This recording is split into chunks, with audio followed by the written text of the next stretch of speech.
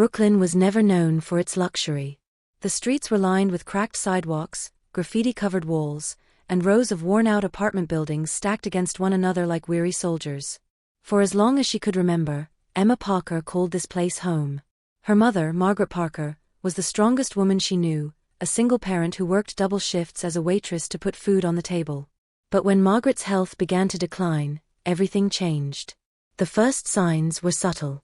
Fatigue that wouldn't go away, weight loss, and constant headaches. At first, Margaret brushed it off as exhaustion from work, but when she collapsed one evening in their cramped kitchen, Emma knew something was terribly wrong. The diagnosis was severe: kidney failure. Treatment was expensive, far beyond what her mother's insurance could cover. Dialysis sessions were needed multiple times a week, and the waiting list for a transplant was years long. Emma tried everything to support her mother. She dropped out of community college and picked up extra shifts at the local diner, scrubbing dishes and serving coffee until her feet blistered. But no matter how hard she worked, the medical bills kept piling up. Final notices and red-stamped envelopes littered their tiny living room. One evening, after a particularly grueling shift, Emma sat alone at the diner, her apron still dusted with flour and grease. That's when she met Jack Snake Harris. He was a regular, a smooth-talking man in his mid-30s with slicked-back hair and a sharp suit that didn't quite match the rundown diner's atmosphere. He had a habit of ordering whiskey with his morning coffee and always left a $20 bill as a tip. "You look like you've been through hell," Jack remarked, lighting a cigarette despite the no-smoking sign posted clearly above the counter. Emma schrugged, wiping down the counter. "Just a long day." Jack took a long drag and watched her closely. "You know, I might have a way for you to make that day a little easier." Emma stopped scrubbing and looked up, her eyes tired but curious. "What do you mean?" He leaned in, lowering his voice. "I know a way to make some real money." Quick and clean. No one geert. Emma logued bitterly. "There's no such thing as quick and clean money." Jack smirked. "That's because you've been playing by the rules. You think that diner job's gonna pay for those hospital bills." Her hand froze mid-wipe. He was right, and she hated that he knew it. The last bill had nearly sent her spiraling. She still remembered her mother's pale face, apologizing over and over for being a burden. Emma had held her hands, rough and calloused from years of work, and promised she would find a way. But that promise was becoming harder to keep. Jack slid a card across the counter. It was plain black, with nothing but a phone number printed in silver ink. "You want out? You call me." Emma stared at the card for a long time after Jack left, his whiskey glass still half full. The world outside the diner windows looked colder than usual, the lights of the city blurring into streaks of red and white. She picked up the card and slipped it into her pocket, telling herself she'd throw it away the next day. But she didn't. The first job was simple, or so Jack had promised. "Just be the lookout," he said. "You don't have to do anything but keep your eyes open." Emma found herself standing outside a pawn shop on Fifth Avenue at midnight, her heart hammering in her chest. Jack and two other men were inside, moving like shadows as they slipped through the front door with practiced ease. She couldn't see what they were taking, only heard the shattering of glass and the muffled curses as they worked. Her job was to signal if anyone came, but the streets were deserted, swallowed by the quiet hum of distant traffic. Emma hugged her jacket tighter, the cold biting through the thin fabric. Her hands shook, not just from the chill, but from adrenaline.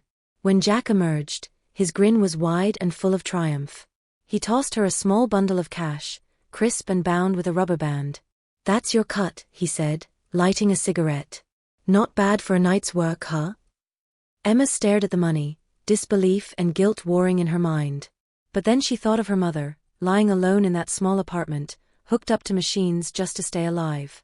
Emma swallowed her pride and took the money. It became routine after that. À job hier, à job there. Emma s'engrait au stadier, heure à écharper. Jack started trusting her with more responsibilities, carrying packages, delivering envelopes. It was always quick, always precise. The cash flowed in, and the medical bills started getting paid. For the first time in years, Emma felt like she could breathe. But the deeper she got, the more dangerous the jobs became. Jack's operations expanded. Small-time burglaries grew into armed heists, backroom deals, and exchanges that Emma knew better than to question. She was in too deep now, the money too important, the risks too real. And then came the night. Everything fell apart. The night was colder than usual, and the rain fell in heavy sheets, blurring the lights of the city into long streaks of yellow and red. Emma pulled her hood tighter over her head as she stood in the alleyway behind the jewelry store. Her hands were clenched inside her pockets, fingers brushing against the cold metal of the switchblade Jack had given her just in case. Jack's voice crackled through the small earpiece in her ear. You ready, Parker? Emma swallowed hard and pressed the button on the mic. Yeah, I'm here. You sure about this? Jack chuckled on the other end, the sound full of confidence. This one is a gold mine. Just keep your eyes open and stay cool. In and out. Easy money. Easy money. Emma repeated the words in her head, trying to convince herself. The medical bills had only grown worse, and her mother's condition had not improved. The doctors were talking about more frequent dialysis, and Emma knew that meant more money, money she didn't have. Jack and two other men, Mike and Travis, stepped out of a black SUV and headed toward the store's back entrance. They moved swiftly, their faces covered with black ski masks, tools clutched tightly in their gloved hands. Emma's heart pounded as she watched them disappear into the shadows. The minutes dragged on, stretching into what felt like hours. Rain dripped from the edge of her hood, sliding coldly down her neck. She rubbed her hands together, trying to fight off the chill, when suddenly the earpiece crackled again. We're in. Cameras are looped. Watch the front. If you see anything, you let us know, Jack's voice commanded. Emma's eyes scanned the street. It was mostly deserted, save for the occasional car splashing through puddles. Her breath fogged the air as she waited, nerves jangling with every second that passed. A flash of movement caught her eye. Emma straightened, squinting through the rain. A man in a long coat was walking down the street, his head tilted down, hands in his pockets. He didn't seem to notice the jewelry store or the dark figures moving inside. Emma held her breath as he passed by, oblivious to the crime happening mere feet away. False alarm, she whispered into the mic. Jacques Log came through loud and clear. Good. Stay sharp, Parker. We're almost done. Moments later, the door swung open and Jack stepped out, his gloved hands holding a heavy black duffel bag. Mike and Travis followed, each carrying their own haul. Jack turned to Emma and tossed her a grin. Told you. Easy money. Emma's shoulders relaxed slightly. Yeah, I guess you did. Let's get out of here. They piled into the SUV, the rain still hammering down on the roof as the engine roared to life. Jack handed Emma a thick envelope. You're cut. Emma took it hesitantly, her fingers brushing against the crisp edges of $100 bills. She couldn't help but exhale in relief. This would cover her mother's next treatment. It would buy more time. Welcome to the big leagues, Parker, Jack said, patting her shoulder. You did good tonight. Emma forced a smile, but deep down, something felt wrong. The adrenaline was fading, and all that remained was the hollow ache of guilt gnawing at her stomach. The jobs became more frequent after that. Jack's operation was expanding, and he trusted Emma with more responsibility. She was the lookout, the driver, sometimes even the courier for packages she didn't dare to inspect. The money flowed in faster than she'd ever imagined, and for a while, it was enough to silence the gnawing feeling in her gut. Her mother, Margaret, noticed the change. Where's all this money coming from, Emma? She asked one evening, her eyes tired but sharp. She was sitting in her usual chair, a plaid blanket draped over her knees, hands trembling slightly from the dialysis treatments. Emma hesitated. I got another job. It pay better. Margaret frowned. Doing what? Emma forced a smile. Just deliveries. Some office work. Margaret studied her for a long moment before sighing. As long as you're safe, Emma. I just want you to be safe. The words stabbed deeper than any blade. Emma looked away, blinking back the moisture in her eyes. I'm fine, Mom. I promise. But she wasn't fine. Not really. With each job, the stakes grew higher. What began as simple theft turned into armed robberies. Emma found herself holding bags of money, glancing over her shoulder, waiting for sirens that never came. It all fell apart on a Tuesday night. The job was supposed to be like the others, quick and clean. They were hitting a high-end boutique in Manhattan. Jack said the place was insured, the cameras were easy to loop, and the security guards rotated shifts at midnight. Emma's hands were steady as she sat behind the wheel of the black SUV, the engine idling quietly in the back alley. Rain pattered against the windshield, blurring the neon lights of the city. Jack's voice crackled through her earpiece. "Parker, we're heading out. Be ready." Emma's grip tightened on the wheel. "Copy that." But things went wrong. The door burst open and Jack and Travis stumbled out, faces twisted with panic. Behind them, alarms blared, loud and unyielding, echoing through the narrow alley. "Drive! Drive!" Jack screamed, slamming the side of the car. Emma floored the gas pedal, tires screeching as they tore down the slick pavement. She didn't dare look back, but the flashing red and blue lights in the rearview mirror were impossible to ignore. Her hands shook as she gripped the wheel, adrenaline flooding her veins. Jack cursed loudly in the back seat, fumbling with the duffel bags. "We've got to ditch the car." Emma's heart pounded, her mind racing. "Where?" Jack shouted directions, and she followed, swerving through narrow streets and cutting sharp corners. But the police were gaining. The sirens grew louder, the lights brighter. Emma's breaths came faster, panic clawing up her throat. And then the impact. Metal crunched and glass shattered as the SUV collided with a parked car. The airbags exploded, and Emma's world went white. When her vision cleared, she saw Jack and Travis scrambling out of the car, duffel bags in hand. Jack turned back, eyes wild. "Run, Emma." But her legs wouldn't move. Her vision blurred, and the distant echo of sirens grew louder. Emma's hand reached for the door, but it was too late. Flashlights blinded her, and hands yanked her out of the driver's seat. Her wrists were forced behind her back, cold metal cuffs clicking into place. The last thing she saw before they shoved her into the back of the police cruiser was Jack disappearing into the shadows, duffel bag slung over his shoulder. The iron bars clanged shut behind her, echoing down the cold concrete halls of the Women's Correctional Facility in New Jersey. Emma flinched at the sound, her hands still shaking from the events of that night. Her wrists were sore from the handcuffs, red marks etched into her skin like reminders of her choices. The intake officer, a burly woman with a clipboard and a permanent scowl, gestured for Emma to follow. "Let's go." Processinges this way. Emma shuffled forward, her shoes scraping against the linoleum floor. She could still hear the distant hum of sirens in her mind, the flash of red and blue lights that had followed her all the way from Manhattan. It felt surreal, like a nightmare she couldn't wake up from. They took her fingerprints, her mugshot, and her personal belongings, just a battered wallet and her mother's necklace. Everything else was stripped away, replaced with an orange jumpsuit and a pair of worn-out shoes. "Parker, Emma." "Inmate number 42893, the officer called out, her voice flat and indifferent. Emma barely registered it. She was led down a series of hallways, each one colder and more sterile than the last, until finally, she stood in front of a metal door with peeling paint. "This is you." "Welcome home," the officer said dryly before unlocking the door. The room was small, no larger than a walk-in closet. 2 bunks were shoved against opposite walls, each covered with thin gray blankets. A toilet sat exposed in the corner, with no privacy to speak of. Emma's stomach churned as she stepped inside. "New girl, ou?" Emma looked up to see a woman sitting cross-legged on the bottom bunk, her arms tattooed from wrist to shoulder. Her hair was cut short and uneven, eyes sharp and calculating. "Yeah," Emma replied, her voice barely above a whisper. "I'm Claire," the woman said, extending a hand. Emma hesitated but shook it. Claire's grip was firm. "You get used to it." Emma doubted it.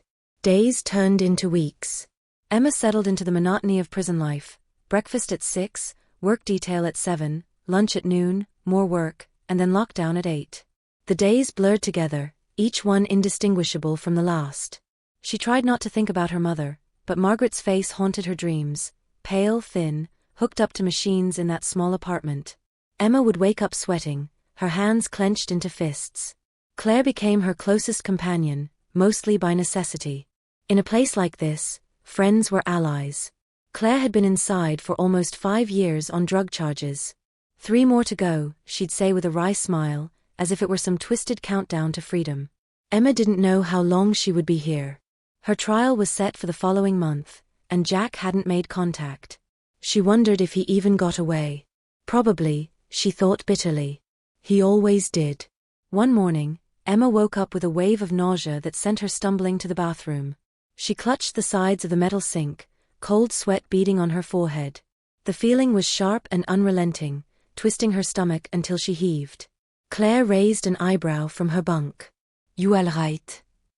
Emma nodded, wiping her mouth with the back of her hand. Probably just the food. Tastes like cardboard and regret. Claire chuckled.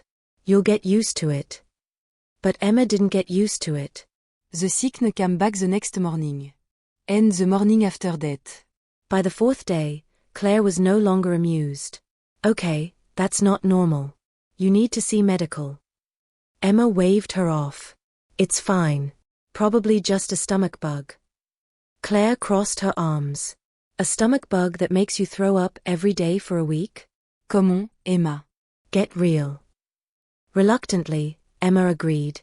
She didn't particularly trust the prison's medical staff, but the constant nausea was wearing her down. She couldn't keep anything down, not the dry toast they served for breakfast or the watery soup at lunch.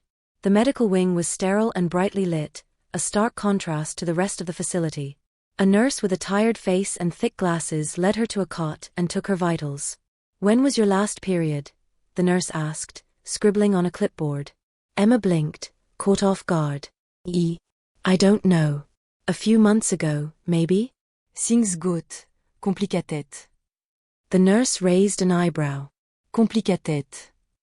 Emma looked away, her jaw tightening. Yeah. The nurse didn't press further. We'll need to do a test.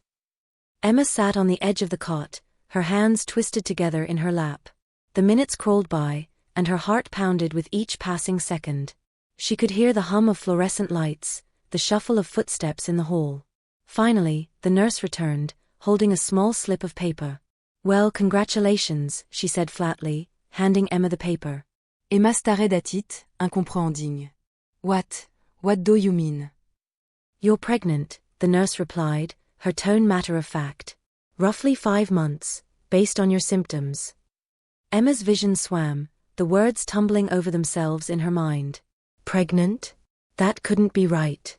But as she looked down at her hands, the realization settled in. The nausea, the fatigue, the dizziness, it all made sense now. The room spun, and she reached out to steady herself. No. I didn't know. The nurse softened slightly. It happens. Women come in here sometimes and don't even realize it. The stress, the changes, it's easy to miss. Emma's hand instinctively went to her stomach, fingers pressing gently against the fabric of her jumpsuit. Beneath the layers of cotton and fear, there was life. A heartbeat. Something pure and untouched by the world she had fallen into. Back in her cell, Emma sat on the bottom bunk, her hands still resting on her stomach. Claire watched her from the top bunk, concern etched across her face. Well? She finally asked. Emma looked up, eyes red-rimmed but steady. I'm pregnant. Claire's eyes widened. No shit? Wow. I didn't see that coming. Emma nodded slowly. Neither did I. A silence settled between them, thick with unspoken thoughts. Finally, Claire broke it. What are you gonna do? Emma took a shaky breath, her hand pressing protectively against her stomach. For the first time since she'd been locked up, she smiled, a small trembling smile but real. I'm gonna do it right, she whispered. For once in my life. I'm gonna do it right. The days blurred together in shades of gray, but for Emma, everything had changed. The knowledge of the life growing inside her gave each step a new weight, each breath a new purpose. She no longer dragged herself through the monotony of prison life. She moved with intention, determination lighting her eyes in a way that even Claire noticed. You're practically glowing, Claire teased one morning as they scrubbed the concrete floors of the East Wing. Her hands were raw and red from the harsh chemicals, but she grinned. Guess pregnancy looks good on you. Emma smirked, wiping sweat from her brow. Hardly. I still feel like I'm going to throw up every time they serve that damn meatloaf. Claire chuckled. Get used to it. That's Tuesday's special. But even with the terrible food and the cold nights, Emma's spirit began to lift. The reality of her pregnancy was no longer a burden, it was a promise. A promise that one day, she would walk out of these walls with more than just regrets. She would walk out with her child. The prison's medical staff began to take note of Emma's condition. Twice a month, she was escorted to the medical wing for checkups. It was during these brief moments of escape from her cell that she learned to appreciate the simplest things: sunlight pouring in through narrow windows, the smell of fresh air, even the distant hum of traffic from the outside world. Nurse Helen, a middle-aged woman with kind eyes and a firm voice, became her primary caretaker. During each checkup, Nurse Helen would take her vitals, measure her stomach, and listen to the baby's heartbeat. The first time Emma heard it, a rapid fluttering sound like the wings of a hummingbird, she cried. Nurse Helen handed her a tissue without a word, simply patting her shoulder. You redoin fine, Emma. Baby sounds strong. Emma clutched the tissue, nodding through her tears. It was the first time she had cried in years. Real tears, not the angry kind that came from frustration, but tears born from something deeper, hope. Back in her cell, Emma began writing letters. She wrote to her mother, telling her she was fine, that she was making it through. She wrote to David, though she wasn't sure where to send the letter, confessing everything: her mistakes, her regrets, and the baby. She even wrote to herself, scribbling notes in the margins of her prison-issued notebook. One night, as the lights dimmed and the guards made their rounds, Emma sat cross-legged on her bunk, pen scratching against paper. Claire, who had become more of a sister than just a cellmate, peeked down from the top bunk. "Still writing to your little one?" Claire asked, her voice hushed in the darkness. Emma nodded, not looking up from the page. "Yeah. I want her to know that she was loved from the very beginning. That even here, even in this place, I'm trying." Claire's voice softened. "You already love her, huh?" Emma stopped writing, her pen hovering above the paper. "Yeah," she whispered. "I really do." Emma threw herself into every opportunity for growth. She enrolled in the prison's literacy program, attending classes twice a week to finish her high school diploma. The classroom was small, cramped with metal desks that wobbled if you leaned too hard, but she didn't care. Her teacher, Mrs. Connors, was a retired high school instructor who volunteered her time. "Education is your ticket out," Mrs. Connors would say, tapping her chalk against the board with purpose. "It's the one thing no one can take from you." Emma listened, scribbling down notes with an intensity she'd never felt back in her teenage years. It wasn't just for her anymore. It was for the baby. It was for Grace. The name had come to her one night, as she lay awake listening to the distant sound of rain against the concrete walls.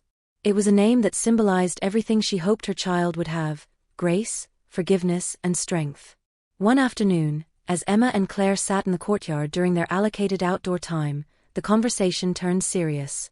Claire lit a cigarette, blowing smoke ring into the cool autumn air. You ever think about what you'll do when you get out?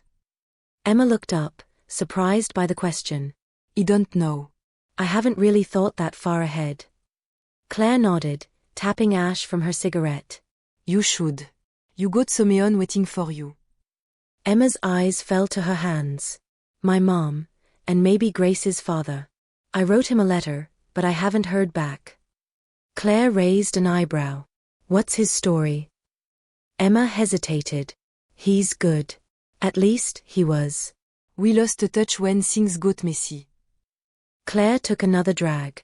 If he's worth it, he'll show up. If not, you don't need him. You're strong enough on your own. Emma smiled faintly. I don't feel strong. Claire smirked, flicking her cigarette to the ground and crushing it under her boot. That's the funny thing about strength. You never feel it when you're using it. Emma's belly grew rounder with each passing month.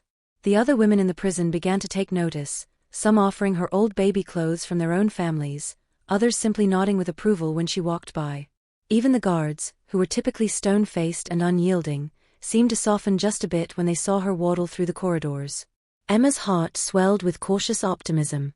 She still had months left on her sentence, but for the first time, she believed she could make it.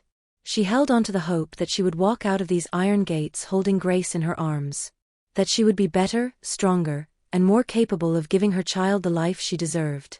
When she told Claire her plans, to find honest work, to take care of her mother and her daughter, Claire just nodded, her eyes crinkling with a rare smile. You're really gonna do it, huh? Emma's hand rested on her swollen belly. She felt a tiny kick in response, like an agreement from within. "Yeah," she said firmly. "I really am." The snow began to fall softly outside the narrow, grated windows of the women's correctional facility. It dusted the iron bars with a fragile layer of white, making the harsh steel seem almost gentle. Emma sat at the metal desk in her cell, her swollen belly pressing lightly against the edge as she bent over a sheet of lined paper. Her pen hovered for a moment before she began to write. "Dear David, I don't know if you'll ever read this. Maybe it'll get lost in the shuffle, or maybe you moved, and I won't even know where to send it. But I have to try. I need you to know the truth. I'm in New Jersey State Correctional. I know that's probably not what you wanted to hear, and it's definitely not where I imagined my life would go. Things got bad, and I made mistakes, more than I can count. But that's not the reason I'm writing to you. I'm pregnant, David. 5 months now. Her name is Grace. I don't know how, but I know it's a girl. I can feel her. She's strong. Every time she kicks, it's like she's reminding me to keep going. To hold on. I thought you should know. I thought maybe you might want to be part of her life. I don't expect anything. I know things weren't perfect between us, but I remember the good days. I remember sitting on that fire escape above the deli, passing a bottle of cheap whiskey back and forth, talking about how we'd get out of Brooklyn one day. Maybe Grace could be that chance, for both of us. I don't know what you're doing now. Maybe you've moved on.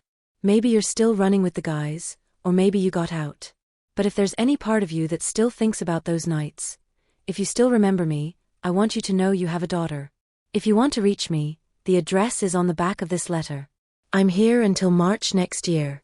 Maybe I'll hear from you before then. Take care of yourself, David. Emma. Emma read the letter twice before folding it carefully and slipping it into an envelope. Her hands shook as she wrote his last known address on the front, an old apartment complex off 5th and Main, where he used to live with 2 other guys.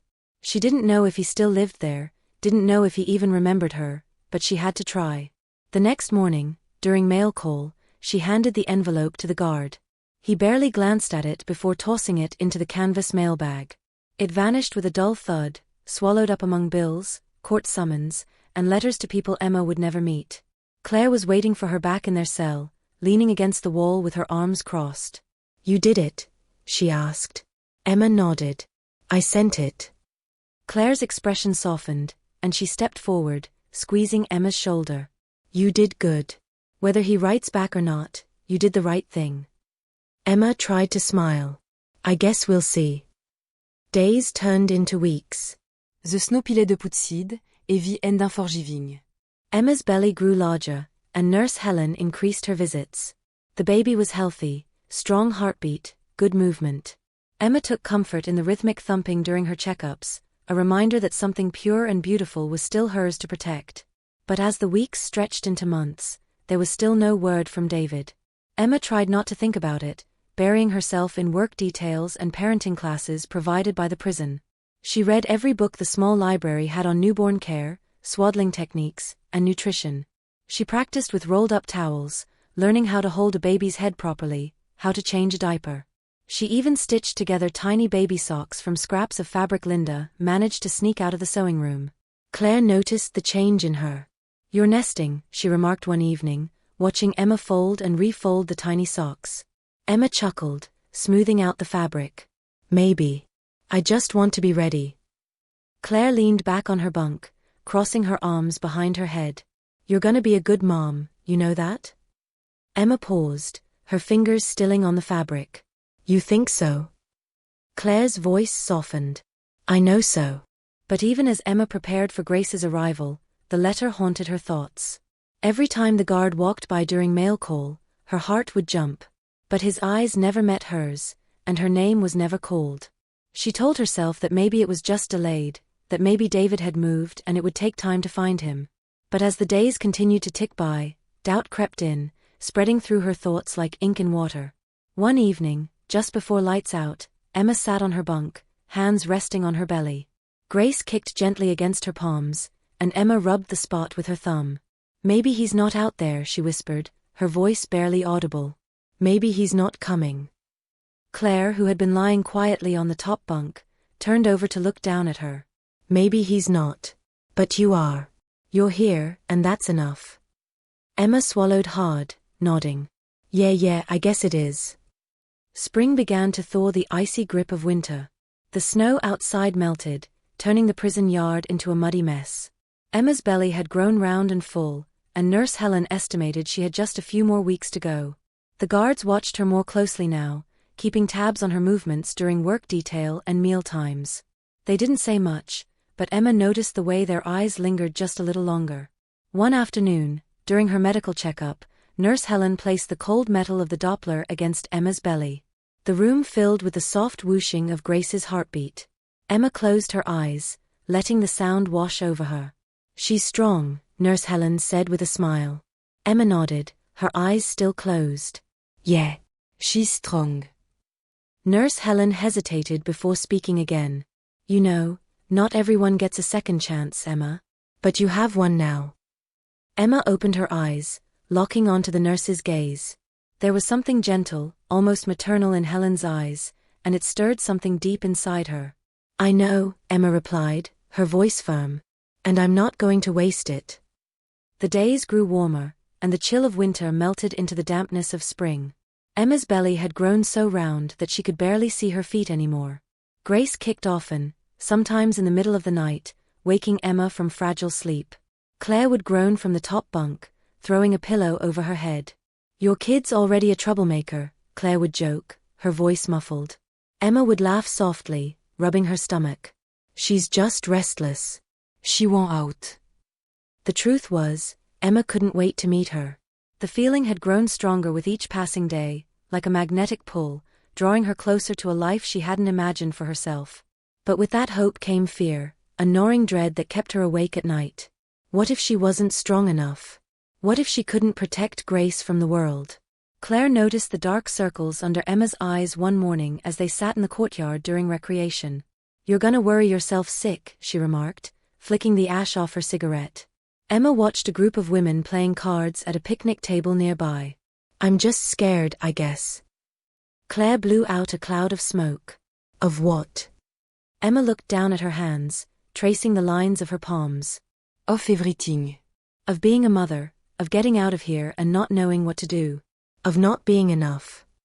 Claire took another drag, her gaze steady. Look, I've been here long enough to see two kinds of people. The ones who use this place as an excuse to give up, and the ones who use it as fuel to get out and do better. You're the second kind, Emma. I can see it. Emma blinked back the sting of tears. I hope you're right. Claire stubbed out her cigarette and stood, stretching her arms over her head. You don't have to hope. You just have to do. The spring storms came suddenly. Thunder rolled through the prison walls, shaking the thin window panes. Rain lashed against the concrete, flooding the small courtyard and leaking through the cracks in the ceiling of the mess hall. Emma's back ached constantly now. She walked with her hands pressed into the small of her back, waddling from one end of the hall to the other. Claire teased her endlessly, but her tone was gentle. You look like you swallowed a beach ball, she'd laugh, helping Emma to her bunk after work detail. Nurse Helen had begun visiting her weekly now, keeping close track of the baby's heartbeat and Emma's blood pressure. You're almost there, she would say encouragingly, her warm hands pressing against Emma's belly. Just a few more weeks. But Emma's body had different plans. It was a night like any other. Rain hammered the prison walls, and the distant rumble of thunder echoed through the narrow hallways. Emma tossed and turned, her back throbbing with a dull ache that refused to fade. She tried to ignore it, curling up on her side, clutching her thin blanket tighter around her shoulders. Claire snored softly from the top bunk, oblivious to Emma's discomfort. Emma squeezed her eyes shut, counting backwards from 100, trying to will herself to sleep. But then the pain came, sharp and sudden, slicing through her lower abdomen like a hot knife. Emma gasped, clutching her stomach.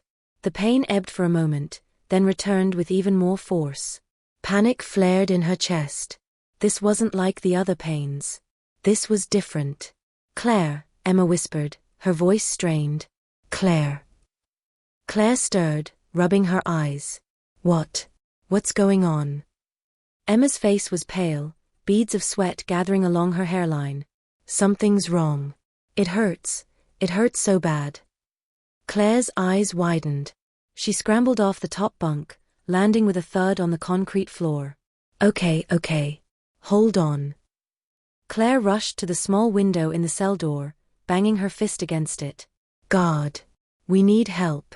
She's going into labor. Emma's breathing grew shallow, her fingers gripping the edge of the bed so tightly her knuckles turned white. Another wave of pain crashed through her, stealing the breath from her lungs. Footsteps pounded down the hallway. Keys jingled, and the door swung open. 2 guards rushed in, one of them holding a radio to his mouth. We need medical in cell block C, room 28. Now. They lifted Emma carefully, her legs barely holding her weight as they guided her out into the hallway. The fluorescent lights above flickered as they moved quickly down the corridor. Rain pelted the windows, thunder shaking the walls, but all Emma could focus on was the pain, relentless and unyielding. They reached the medical wing, where Nurse Helen was already waiting. Her expression was tense but controlled.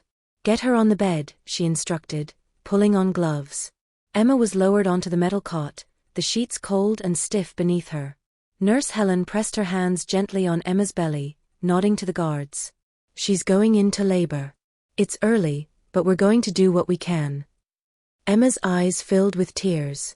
It's too soon, she's not ready. Nurse Helen leaned in close, her voice steady. Babies come when they're ready, Emma. We just have to help her along. Emma nodded, gripping the sides of the cot as another contraction hit. Her breath came in ragged bursts, and she fought to stay focused. You're strong, Emma. You've been strong this whole time. Just keep breathing, Nurse Helen coached. Emma squeezed her eyes shut, her thoughts tumbling into a chaotic swirl. She pictured her mother, frail and tired but smiling through the pain. She imagined David, the way he used to laugh, the way he held her hand that last summer night before everything fell apart. And she thought of Grace, the tiny heartbeat that had kept her going, the small kicks that reminded her she wasn't alone. Emma clenched her jaw and pushed. The storm outside raged on, lightning flashing against the window panes.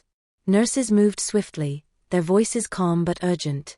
Emma's body shook with the effort, her muscles straining against the pain. But she held on. She fought. Nurse Helene's voice cut through the haze. One more push, Emma. Just one more. Emma gritted her teeth, her hands gripping the bed so hard she thought it might break. She took a deep breath and gave everything she had left. And then, silence.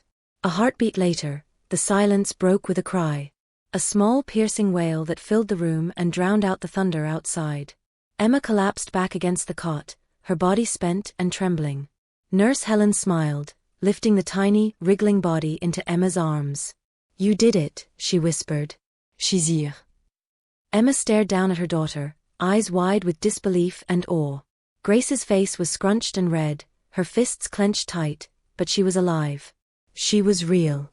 Emma sobbed, clutching the tiny bundle to her chest. Hi baby. I'm here. I'm right here.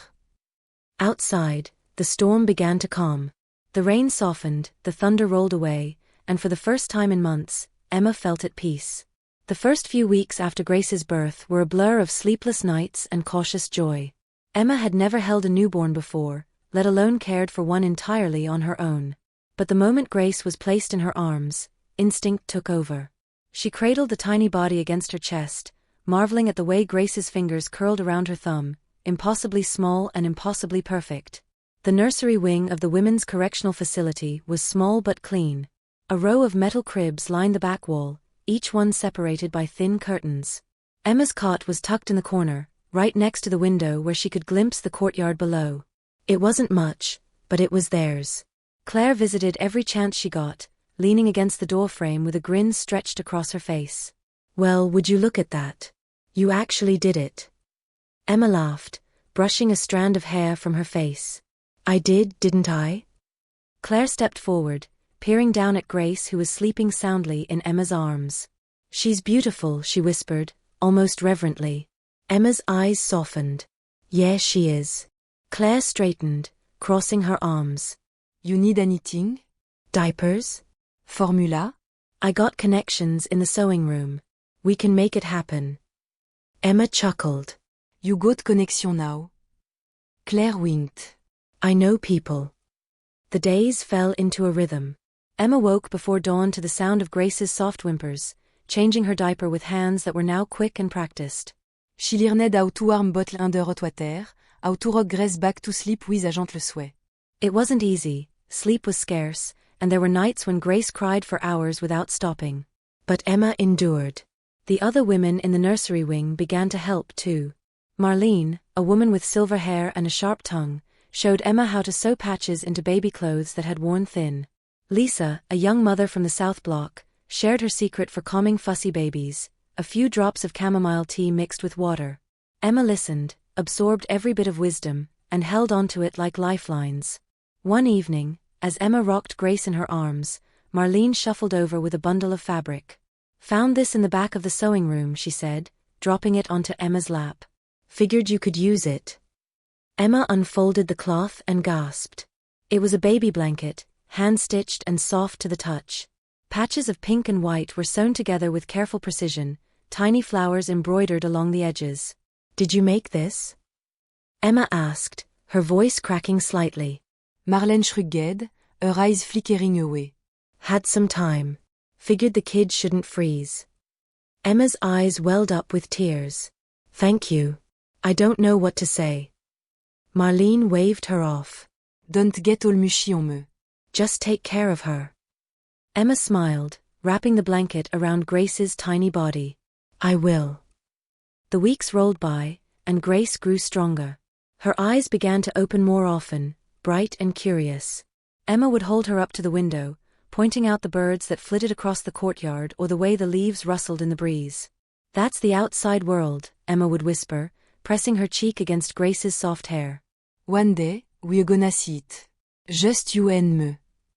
Claire continued to visit, sometimes sneaking in small gifts, a stuffed bear that had lost one of its eyes, a pacifier smuggled in from the commissary. "I got my ways," she'd say with a grin whenever Emma asked how she managed it. The other women in the wing grew fond of Grace too. When Emma had work detail, Marlene or Lisa would watch over her, rocking her gently and humming lullabies that echoed through the cement walls. In a place built on confinement and regret, Grace became a beacon of innocence. A reminder of what was pure and good. Emma's mother, Margaret, still lingered heavily in her thoughts. She had written to her several times, sending updates and small pictures drawn by hand with colored pencils donated by the library. But no replies came. Each day during mail call, Emma's heart would leap at the sound of her name, only to be disappointed when the guard shook his head. "She probably never got them," Claire suggested one evening, as the two of them sat on Emma's cot, Grace cradled between them. "Mais j'ai lost all the time." Emma nodded, but the ache in her chest remained. She imagined her mother in that tiny apartment, alone and still sick. Maybe she was angry, Emma thought. Maybe she couldn't bear the shame of it all, her only daughter locked up behind bars. But Emma refused to give up hope. She wrote every week, updating her mother on Grace's first smile, her first coo, the way her eyes sparkled when she heard Emma's voice. Emma imagined Margaret reading those words, her hands shaking but her heart swelling with pride. She held on to that thought, wrapped it around her like armor. One afternoon, as Emma sat in the common room bouncing Grace on her knee, Nurse Helen approached with a stack of envelopes. "Parker," she called out, her voice steady. Emma's head snapped up. "Yes." Helen handed her a letter, the paper slightly crumpled but intact. Emma stared at it for a moment, unblinking. Her name was scrawled on the front in familiar handwriting, slanted and looping. "It's from her, isn't it?" Claire whispered, nudging her. Emma nodded, her hands trembling as she tore open the envelope. The paper inside was thin, the ink smudged in places, but the words were clear. "Dear Emma, I got your letters. All of them. I'm sorry I didn't write back sooner. Things have been hard. The treatments are rough, and it's just me and the walls most days. But I want you to know I'm proud of you. I know things didn't go as planned, but I'm proud of you for fighting. For Grace. I wish I could be there with you, holding her, rocking her to sleep. Maybe one day. Until then, you keep writing to me. I'll be here, waiting for your letters. I love you, Emma." "I always have. Love. Mom." Emma's breath hitched, and she clutched the letter to her chest. Tears spilled over her cheeks, and Grace squirmed in her lap, her tiny hands reaching up to touch Emma's face. Claire watched quietly, her eyes softer than Emma had ever seen. Looks like you're not alone after all. Emma pressed her lips to Grace's forehead, closing her eyes against the flood of emotion. For the first time since she'd been locked away, she believed it. I'm not, she whispered. I'm really not. The seasons shifted, and the leaves outside the narrow windows of the correctional facility turned shades of amber and crimson. Emma watched the transformation from her cell window, cradling Grace in her arms. The infant was growing stronger every day, her eyes brighter, her cries louder, and her tiny hands gripping Emma's fingers with surprising strength. With every milestone Grace reached, Emma's resolve hardened. She knew she had to be better, not just for herself, but for her daughter. That determination led her to the door of Program Room B, where a sign read, Educational and Vocational Training. Emma hesitated for a moment, her hand resting on the cold metal handle. Inside, she could hear the faint hum of voices, women speaking in low tones, pens scratching against paper. Claire passed by, pausing when she saw Emma at the door. You thinking of signing up? Emma nodded, her grip tightening on the handle. I need to do something. I need to make things right. Claire gave her a proud smile, crossing her arms. Well, look at you. First you become a mother, now you're trying to change the world. Emma looked softly. Maybe just my world, for now. The first few weeks in the program were challenging. The classroom was cramped and stuffy, the desks old and chipped. A chalkboard hung crookedly at the front of the room, dusted with faded white remnants of lessons long past. But Emma found comfort in the structure. She showed up every morning after breakfast, Grace bundled up in the makeshift sling Marlene had sewn for her, and she listened. Her teacher, Mrs. Whitaker, was a retired schoolteacher who volunteered her time at the prison. She was strict but fair, with sharp eyes that missed nothing. Education is the key, Mrs. Whitaker would say, tapping her knuckles against the chalkboard. You want out of here? You don't want to come back? Then you learn. You learn everything you can. Emma absorbed the leçon eagerly. She brushed up on math, devoured history books, and even picked up a few classes on parenting and child development. Grace would nap in her sling, tiny breaths warming Emma's chest as she scribbled notes in the margins of hand-me-down textbooks. At night, back in her cell, she would go over her notes by the dim light of the hallway lamp. Claire would sometimes sit with her, legs crossed on the cold cement floor, listening as Emma read aloud from the pages. You really think you're getting out of here? Claire asked one evening, her voice uncharacteristically soft. Emma looked up from her book, determination flaring in her eyes. I have to. For her. She glanced down at Grace, who was fast asleep, her tiny fingers curled into fists. Claire nodded, a flicker of something unreadable in her eyes. Then you will. Emma's commitment did not go unnoticed. Mrs. Whitaker took a particular interest in her, often staying after class to tutor her privately on more complex subjects. You've got a sharp mind, Mrs. Whitaker remarked one afternoon, handing Emma a stack of graded papers. Don't waste it. Emma flipped through the papers, her eyes widening at the marks, mostly A's and a few B's. She hadn't seen grades like that since high school, back before everything fell apart. She looked up at Mrs. Whitaker, emotion thickening her voice. Tant you for Givin ma chance. Mrs. Whitaker waved her off. I'm not Givin you anything, Emma. You're earning it. Those words stuck with her. She wasn't just surviving anymore, she was building something, an education, a future, a second chance. Emma also began attending rehabilitation meetings held twice a week in the facility's old gymnasium. The walls were covered with faded banners from long-forgotten volleyball tournaments, and the chairs were rusty and uncomfortable. But the women who gathered there shared stories that mirrored her own, loss, mistakes, desperation. Emma spoke up during her third meeting. Her voice was shaky, her hands clasped tightly in her lap. I made choices that I regret. I didn't think I had another option, but I did. I know that now. She paused, glancing around the circle of faces. Some nodded in understanding, others simply listened. You want to be better. Not just for me, but for my daughter. Applause rippled through the room, small but sincere. Emma's cheeks flushed, but she held her head high. She realized in that moment that redemption wasn't about wiping away the past, it was about building something stronger over the ruins.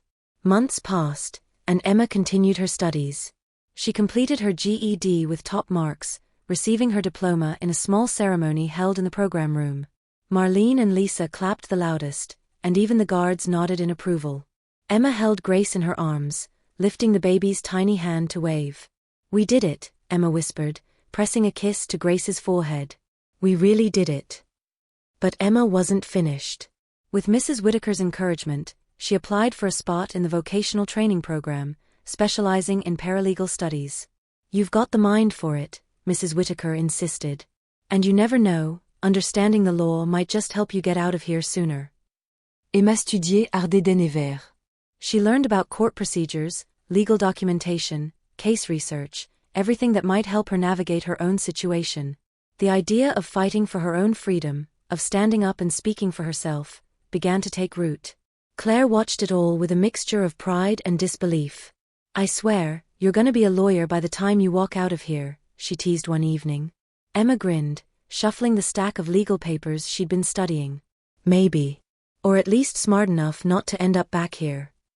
Claire's smile faltered for just a second, but she covered it with a laugh. "Well, one of us has to make it out." Emma's eyes softened. "You will too, Claire. We'll make it out together." Claire just nodded, but her eyes betrayed the doubt she carried. Emma reached over, squeezing her hand. "I promise." The sun dipped low outside the prison windows, casting long shadows across the courtyard. Emma held Grace close, watching as the light flickered and faded. She was still trapped behind iron bars, still living by the rigid schedules and unyielding walls. But inside her, something had changed. She had a purpose, a path forward. For the first time since her sentencing, Emma believed she could build something better, not just for her, but for Grace. And she wouldn't stop until she did. The sound of heels clicking against the marble floors echoed through the courthouse hallway. Emma stood just outside the heavy wooden doors of the courtroom, her hands clasped tightly in front of her. Grace rested peacefully in her arms, her tiny fingers curled around the edge of Emma's cardigan. Emma's heart pounded so loudly she thought everyone around her might hear it. To her left, Mrs. Whitaker stood with a reassuring smile, a stack of neatly organized papers in her hands. "You've got this," she said firmly, her eyes shining with encouragement. "You've done the work, you've proven yourself. Now it's time for them to see it." Emma nodded, her throat too tight to speak. She adjusted Grace in her arms, smoothing the baby's soft hair back gently. "I'm scared," she finally whispered. Mrs. Whitaker placed a hand on Emma's shoulder. "Courage isn't about not being scared. It's about doing what you have to do, even when you're terrified." The bailiff called her name, and the courtroom doors creaked open. Emma took a deep breath, stepped forward, and entered the room. The courtroom was larger than she'd imagined. Rows of wooden benches stretched toward the front, where the judge sat elevated behind a polished desk. Emma's footsteps were heavy as she approached the defense table, her eyes scanning the room. She saw familiar faces, Mrs. Whitaker, Nurse Helen, even Marlene had managed to secure a spot in the back row, her silver hair pinned neatly back. Claire was not there. Emma knew she wouldn't be. Her sentence had another 2 years, and there were no special permissions for hearings.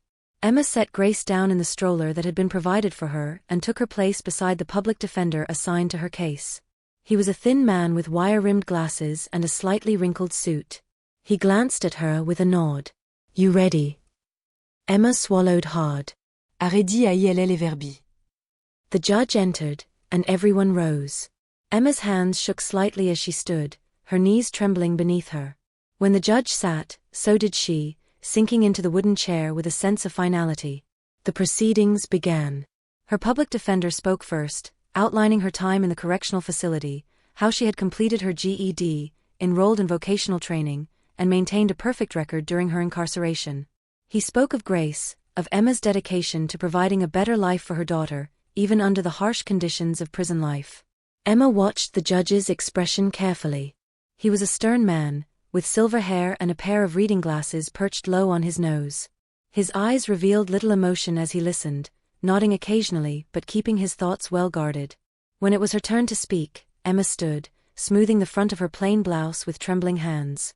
She stepped forward, facing the judge directly. Her voice wavered at first but grew stronger with each word. "Your Honor, I don't have any excuses for what I did. I made mistakes. I chose the wrong path because I thought there was no other option. She paused, glancing back at Grace, who slept peacefully in the stroller. But she changed everything. Grace gave me a reason to fight, to be better. I've worked every day since she was born to make sure I'm someone she can be proud of. Emma s'engripped the edge of the podium, knuckle white. I know I can't erase what I did, but I promise you, I'm not that person anymore. I'm asking for a chance, not just for me, but for her. I want her to grow up knowing her mother tried. That her mother fought to be better. Her voice cracked, and she took a breath, forcing the tears back. Please give me that chance. The silence that followed was deafening. The judge looked down at his papers, tapping them lightly against the desk. Finally, he raised his gaze, his eyes settling on Emma with an intensity that made her heart clench. Ms. Parker, I've reviewed your case thoroughly. I've read the letters of recommendation from your instructors, the reports from the warden, and the testimonials from your peers. It is clear to me that you have taken significant steps toward rehabilitation. Emma's breath caught in her throat. The judge leaned forward, folding his hands. It is not often I grant early release, but in this instance, I believe it is warranted. Effective immediately, your sentence is commuted. You will be released on probation with mandatory community service and continued vocational training. A gasp rippled through the room. Emma's hand flew to her mouth, her eyes brimming with tears. She turned to look at Mrs. Whittaker, who was beaming with pride, her hands clasped together in delight. Marlene wiped at her eyes with the corner of her scarf, nodding encouragingly. Emma's knees felt weak as she whispered, thank you so much. The judge nodded firmly. Don't waste it, Ms. Parker. Opportunities like this don't come often. Emma nodded, the tears finally spilling over. I won't. I promise. The walk out of the courthouse felt surreal. Emma clutched Grace tightly, her legs shaky but purposeful. When she stepped outside, the sun was shining brightly, casting long rays of warmth across her face. She blinked up at the sky, breathing in deeply. The air felt cleaner, sharper, like it had been waiting for her all along. Mrs. Whittaker followed her out, placing a firm hand on her shoulder. You did it, Emma. Emma looked down at Grace, who had woken up and was now staring up at her mother with wide, curious eyes. Emma smiled, her heart swelling with more emotion than she knew how to contain. No, she said, her voice trembling with joy. We did it. Marlene shuffled up beside them, handing Emma a small knitted hat. For the baby, she said gruffly, her eyes misty. Emma took it, pressing it against her chest. Thank you, Marlene, for everything. Marlene waved her off, sniffing loudly. Just make sure that kid never sees the inside of a place like this. That's how you thank me. Emma nodded solemnly. I promise. As they walked down the steps of the courthouse, the world stretched out before them, open, vast, and full of possibilities.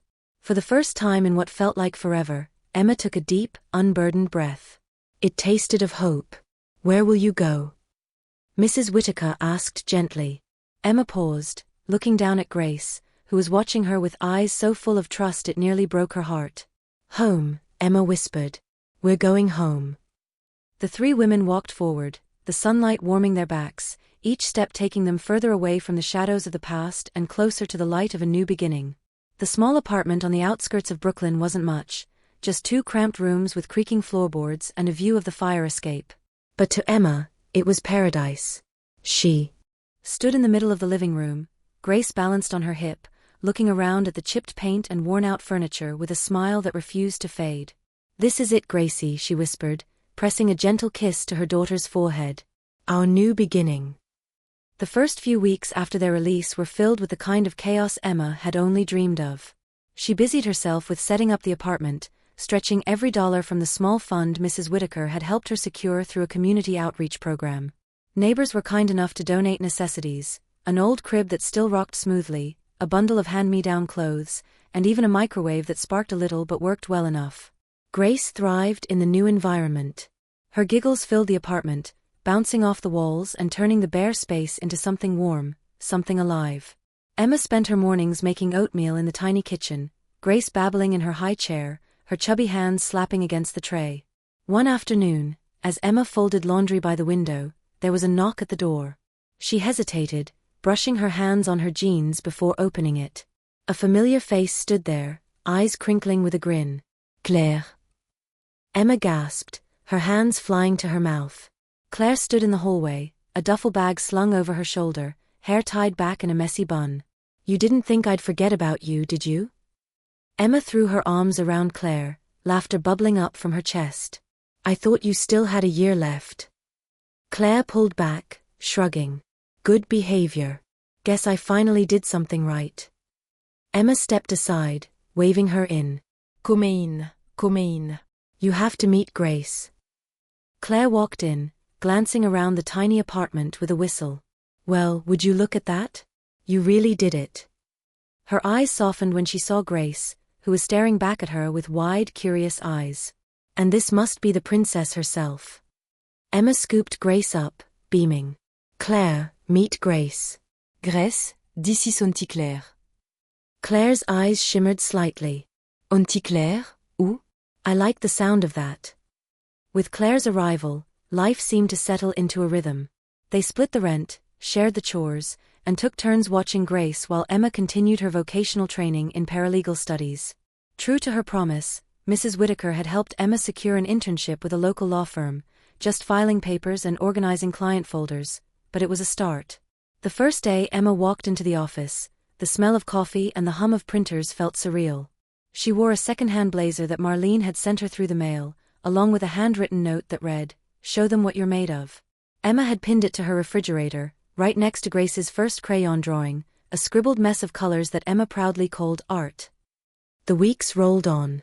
Emma woke before dawn, prepared bottles and breakfast, kissed Grace goodbye, and walked 3 blocks to the law firm. She spent hours sorting through legal briefs, organizing deposition files, and learning the language of law. It was complicated and intimidating, but she loved every second of it. Every night, she would come home to Grace's squeals of delight and Claire's sarcastic but comforting banter. They would eat dinner together, mac and cheese some nights, canned soup on others, and Emma would study at the kitchen table while Grace played with a collection of worn-out toys.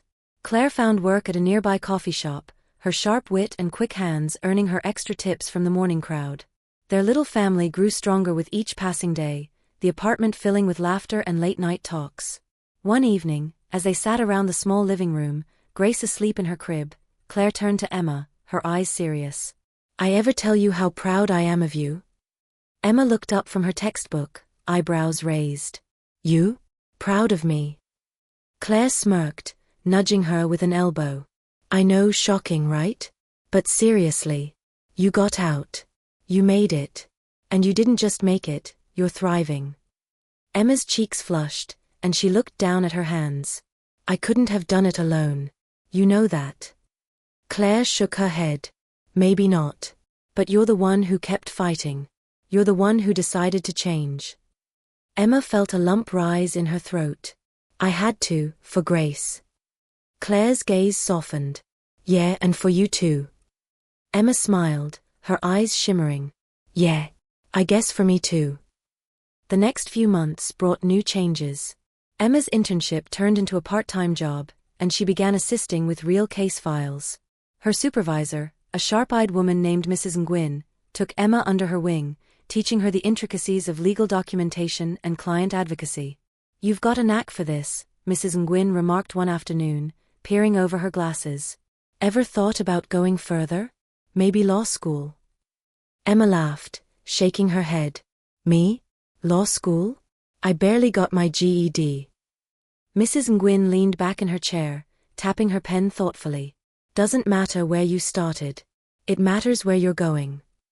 Emma blinked, the words settling in her chest like a warm ember. "You think I could?" Mrs. Nguyen smiled.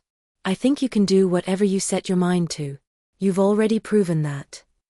That night, Emma sat at the kitchen table, papers spread out before her. Claire was dozing on the couch, Grace tucked in her crib. Emma stared at the community college pamphlet in her hands, the edges worn from where she'd flipped through it so many times.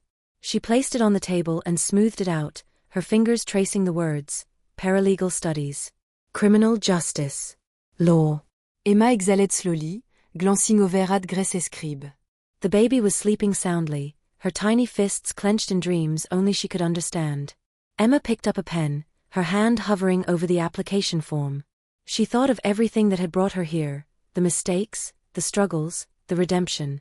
She thought of Claire, of Mrs. Whittaker, of Marlene and Nurse Helen. She thought of the iron bars and the grey walls she had once called home. And she thought of Grace, her reason for everything. Emma pressed the pen to the paper and began to write her name. The city lights flickered outside their window, casting long shadows across the room. But inside, it was warm and bright. Emma leaned back in her chair, a sense of peace settling over her heart. She wasn't just surviving anymore. She was living. And for the first time in her life, Emma Parker knew she was exactly where she was meant to be.